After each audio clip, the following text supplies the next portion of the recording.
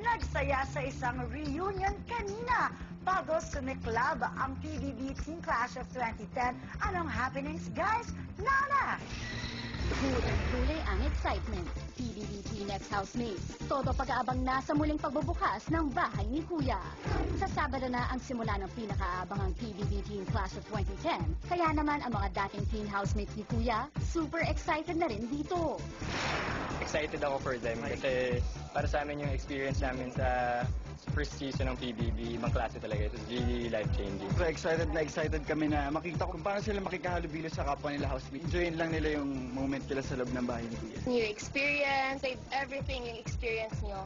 Enjoy talaga kayo doon. Seize the moment, mga housemates, kasi isang beses lang siguro mangyayari sa inyo sa buong buhay, di ba? As in, sobrang saya, i-cherish nyo every moment. Medyo sad kasi namimiss ko yung time na nandun kami sa bahay. Pero excited din ako para sa new housemate. Actually, every lumalabas yung bagong PBB, curious ako kung ano yung mga plano ni Kuya.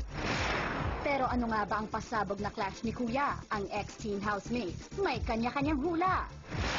Nagka-clash yung iba't ibang ugali. Parehong magkaibang group tapos Yeah. yun, parehong magkaiba. Tapos Physically. pagsasamahin. Baka may boxing match.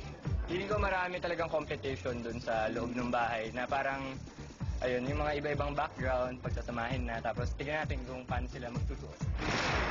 Imbitahan namin kayong lahat na manood ng PBB Clash of 2010 ngayong Sabado na po. Sigurado mag-e-enjoy kayo panoorin yun as much as nag-enjoy kayo panoorin yung mga seasons namin. Sigurado may something new talaga na magaganap. Hula mo, Mariel. Bakit Clash?